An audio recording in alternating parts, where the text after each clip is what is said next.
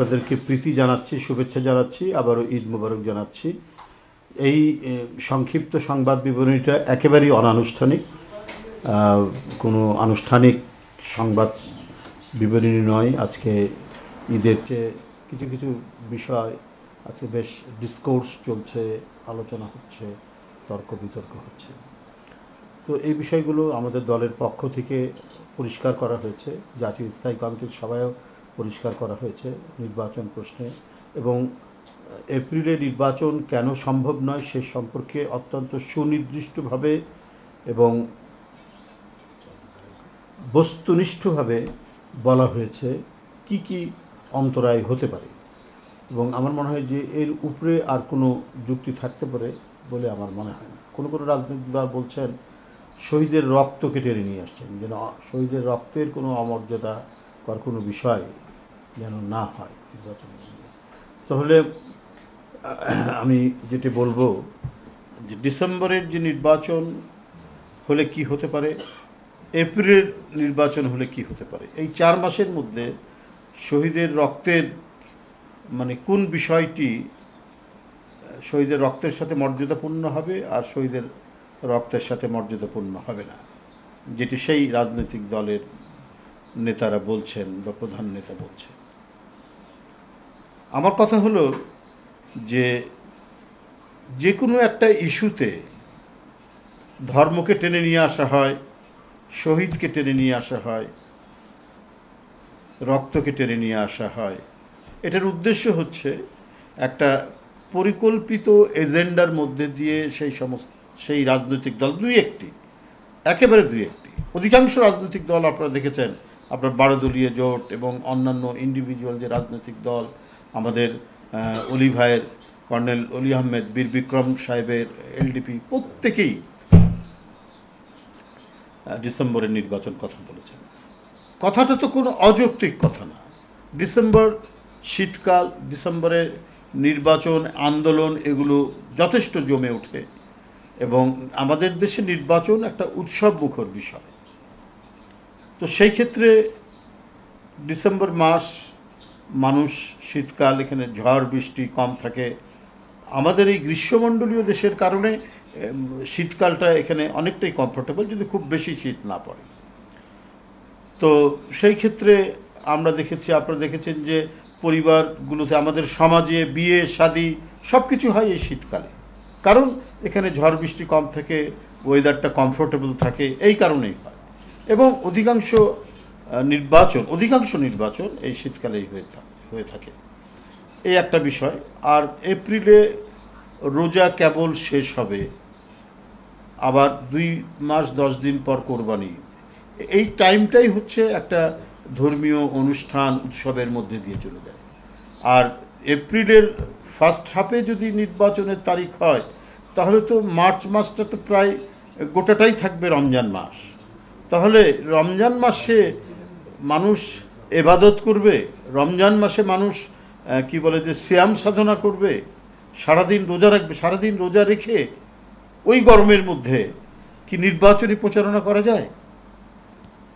উৎসবের দুটো দিক, ঈদ এবং রোজা, এই যে ধর্মীয় এই সময় যে অনুষ্ঠানগুলি, এর আমেজ এক ধরনের, আর নির্বাচনী আমেজ আরেক ধরনের। তো এটা কিভাবে এটার সাথে সঙ্গতিপূর্ণ হয় এটা আমার জানা নাই। এটা এক ধরনের মানে উদ্দেশ্য নিয়ে অথবা অন্য কিছু নিয়ে 2-1টি রাজনৈতিক দল এই কথাটি বলছেন এবং সরকারের উপর তারা প্রভাব বিস্তার করছেন বলে আমার মনে হয়, এবং সরকারকে তাদের পথে নিয়ে আসার চেষ্টা করছেন। কিন্তু এখানে যুক্তির যদি আশ্রয় নেওয়া হয়, যদি যৌক্তিক বিষয়টিকে যদি প্রাধান্য দেওয়া হয়, তাহলে ডিসেম্বরের নির্বাচনই হচ্ছে একটি উপযুক্ত সময়। আমি যে ব্যাখ্যাটি এখানে দিয়েছি, আমি গতকালকেও এই কথাটি আপনাদের বলেছি, এখনও সেই কথাটি বলছি। এবং যেটা মনে হচ্ছে যে যেহেতু বিএনপি এটা চাচ্ছে, অতএব এইটাকে করা যাবে না। হ্যাঁ, এটার বিরোধিতা করতে হবে। এক ধরনের ক্রোধ থেকে, এক ধরনের কি বলে যে ক্ষোভ থেকে এই কাজটি করা হচ্ছে। তাহলে এইটা কি শহীদদের উদ্দেশ্য ছিল? শহীদরা যে আত্মদান করেছেন, ছাত্র জনতা শ্রমিক, তাদের কি উদ্দেশ্য ছিল এইটাই যে বিএনপি যে কথাটা বলবে তার প্রত্যেকটারই বিপরীত কাজ করতে হবে? এটা করা যাবে না। এবং এই সরকারের মধ্যেও এমন কিছু ব্যক্তিবর্গ আছেন, উপদেষ্টা হিসেবে কর্মকর্তারা আছেন, যারা প্রচণ্ড রকমের বিএনপি বিরোধী। তার যে 15-16 বছরের নিরবচ্ছিন্ন আন্দোলন, আত্মত্যাগ, গুম খুন, যেখানে এমপি থেকে শুরু করে ছাত্র নেতা থেকে শুরু করে নির্বাচিত প্রতিনিধিরা বিএনপির আত্মত্যাগ করেছেন, তাদেরকে গুম করা হয়েছে, তাদেরকে এখনও তাদের হদিশ নেই। এই যে এত বড় যে একটা কন্ট্রিবিউশন, মানে সেটা কিসের জন্য? সেটা একটা অবাধ সুষ্ঠু নির্বাচন এই দেশে হোক। এই দেশে জনগণের আন্দোলনের মাধ্যমে যে সমস্ত বিষয়গুলি অর্জিত হয়েছে, এর আগেও গণতান্ত্রিক আন্দোলনের ছাত্ররা জীবন দিয়েছে। সেলিম, দেলোয়ার, তাজুল, আপনার শাহজাহান সিরাজ, আপনার জেহাদ, শহীদ জেহাদ, এদের জীবন কি ফালতু ছিল? এরা গণতন্ত্রের জন্য লড়াই করেছে না? 90-এর গণ অভ্যুত্থান যে তৈরি হয়েছে, এটাও গণতন্ত্রের জন্য। আবার সেই গণতন্ত্রকে হত্যা করেছিল শেখ হাসিনা, ফ্যাসিবাদ কায়েম করেছে। নিপীড়ন নির্যাতনের মধ্যে দিয়ে গণতন্ত্রের যে প্রতিষ্ঠানগুলো গড়ে ওঠার কথা, সবগুলোকে সে দুপায়ে একবারে দলন পীড়ন করে ধ্বংস করে দিয়েছিল। সেখান থেকে নিরবচ্ছিন্ন আন্দোলন আমরা করেছি দেশনেত্রী বেগম খালেদা জিয়ার নেতৃত্বে, আমরা করেছি বিএনপির ভারপ্রাপ্ত চেয়ারম্যান তারেক রহমানের নেতৃত্বে। তো সেটার মূল্য নাই, সেটাতে আপনার রক্ত ঝরেনি। আমরা অত্যন্ত মানে শ্রদ্ধার সাথে তাদের যে আত্মত্যাগ, বিশেষ করে জুলাই আগস্টে, সেটাকেও আমরা শ্রদ্ধার সাথে মেনে নিয়েছি। আমাদের সেই আন্দোলনের ধারাবাহিকতার একটা কালমিনেশনে উঠেছে যে জুলাই আগস্টের কি বলে যে আন্দোলন। তো 15-16 বছরের আন্দোলন এবং জুলাই আগস্টের আন্দোলন তো বিচ্ছিন্ন কোনো বিষয় না, একই সূত্রে গাঁথা। যে আমরা গণতন্ত্র চাই, আমরা অবাধ সুষ্ঠু নির্বাচন চাই, আমরা একদলীয় একমান্ত্রিক কর্তৃত্ববাদী ফ্যাসিবাদের শাসনের অবসান চাই। আমরা প্রত্যেকটা নাগরিকের তার যে অধিকার, সে অধিকার নিশ্চিত হয় আমরা করব। আমরা আমাদের ভোট দিতে গিয়ে কোনো গুন্ডা পান্ডা আমাদেরকে প্রতিহত করবে না। আমরা সেই ধরনের একটি নির্বাচনী পরিবেশ চাই। এখানে দিনের ভোট রাত্রে হবে না, এখানে ভোট কেন্দ্রগুলোতে গরু ছাগল ঘুরে বেড়াবে না। এটাই তো হচ্ছে আমাদের চাওয়া। এই কারণে প্রত্যেকটি আন্দোলন, যখন ছাত্র জনতার আন্দোলনও তীব্র, সেখানেও বিএনপি অত্যন্ত সক্রিয়ভাবে সেখানে অংশগ্রহণ করেছে। আপনার সেখানে ছাত্র দলের ছেলেরা জীবন দেয়নি, সেখানে বিএনপি পরিবারের ছেলেরা জীবন দেয়নি। আপনার চট্টগ্রাম যে ওসমান গনি, সে ছাত্র দলের নেতা ছিল না? আপনার আমি একবার নাম ধরে বলে দিতে পারবো যে সমস্ত মুগ্ধর পরিবার, তার বাবা সে ছাত্র দলের নেতা ছিল। তা এরা সব বিএনপির পরিবার না? আজকে সস্তা একটা কি বলে যে করা, মানুষকে বিভ্রান্ত করার জন্য বলে দিলেন শহীদের রক্ত অমর্যাদা হয়, সেই ধরনের কাজ করা যাবে না। তাহলে আপনারা শেখ হাসিনার সাথে নির্বাচনে 86 সালে গেলেন কি করে?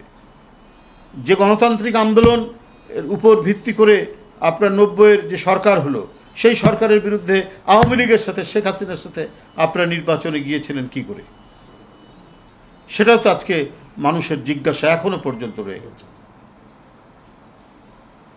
আর কথায় কথায় ধর্মকে যুক্ত করে দেবেন, এগুলোও কিন্তু মানুষ টের পায়। আমি সবচেয়ে বড় যে 71 সালে এত লক্ষ লক্ষ মানুষের জীবন চলে গেল, সেইখানে আপনারা তাদের সাথে আপনারা কি করে বিট্রে করলেন, বেইমানি করলেন? তো এগুলো কিন্তু মানুষ জানে, এটা ইতিহাসের অংশ, জাজ্জল্যমান অংশ। আজকে অন্তর্বর্তীকালীন সরকার, আমি এখনো বলছি যে এই সরকার বিতর্কিত হবে না যদি জনগণের সেন্টিমেন্টটা তারা ধারণ করে। প্রকৃত সেন্টিমেন্ট যদি তারা ধারণ করে, তাহলে বিতর্কিত তারা হবেন না এবং মানুষ তাদের উপর আস্থা রাখতে চায়। ডক্টর মোহাম্মদ ইউনূস সাহেবের উপর আস্থা রাখতে চায়, কিন্তু তিনি কোনো দিকে হেলে পড়লে তখন সাধারণ মানুষের আস্থাটা আস্তে আস্তে চলে যাবে এবং যে তিমিরে ছিল গণতন্ত্র, সেই তিমিরেই থেকে যাবে গণতন্ত্র। যদি কোনো দিকে হেলে পড়ে এবং কাউকে, কোনো রাজনৈতিক দলকে সংগঠিত করা, তাদেরকে বিশেষ সুবিধা দেওয়ার জন্য যদি সময় ক্ষেপণের উদ্দেশ্য হয়ে থাকে, তাহলে সরকার বিতর্কিত হবে। আমার মনে হয় ওই ধরনের বিতর্কিত পথ অন্তর্বর্তীকালীন সরকার নেবে না, কারণ এই সরকারের তো এখনও অনেক কিছু করার বাকি আছে এবং অনেক কিছু করার ছিল। এই সময়ের মধ্যে সময় তো কম গেল না, 10 মাস 11 মাস হয়ে গেল, অনেক তো ছিল। আমি যে সব কিছুই যে খারাপ হয়ে গেছে, ব্যর্থ, সেটা বলবো না। কিছু কিছু ভালো কাজ আছে, আমি এটা অস্বীকার করব না, কিন্তু আরও বেশি ভালো কাজ করার প্রয়োজন ছিল। এই যে কোরবানি ঈদ হয়ে গেল, এই কোরবানি ঈদের মধ্যে মানুষ কি খুব সুখে শান্তিতে ঈদ করতে পেরেছে? চাঁদাবাজির দৌরাত্ম্য ছিল না। আর